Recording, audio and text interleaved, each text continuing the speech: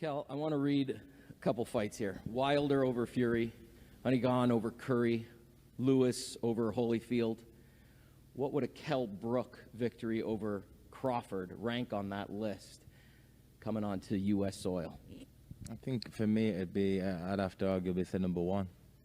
For what I've been through, and for me to come through, not just take a world champion, but to be the world champion, what everyone considers pound for pound number one.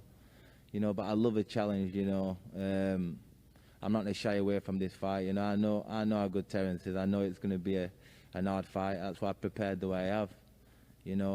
I'm a big welterweight. I can punch with both hands. I can switch. I've seen everything. I've done this all my life. This is what I do.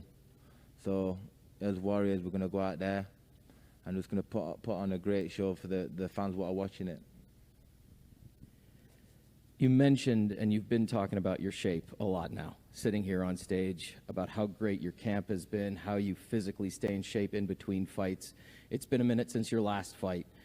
Talk a little bit specifically about camp, and you mentioned being away from family, what that's done to get you to this point.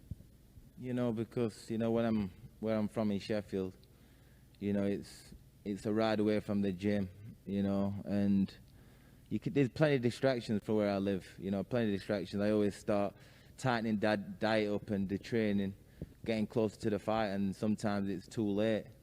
For someone like Terence, I took myself away as soon as I knew this fight were on, and give myself the perfect opportunity to knuckle down and realize why I'm away from my family, to be great. And this Saturday is one of them nights. Champ, you've been in the bubble. It can get pretty quiet in there, but I've got it written down here that your mother and your grandmother and a small, Omaha contingency is going to be in the bubble. What's that going to mean to you, to be able to hear their voices clearly like that in the bubble cheering you on?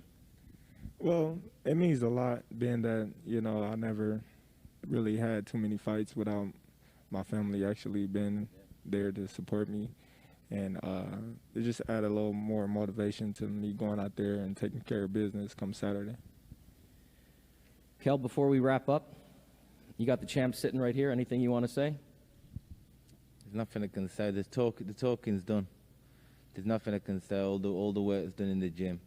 It's just time to perform now. I'm ready. Champ? I wish him the best. Awesome.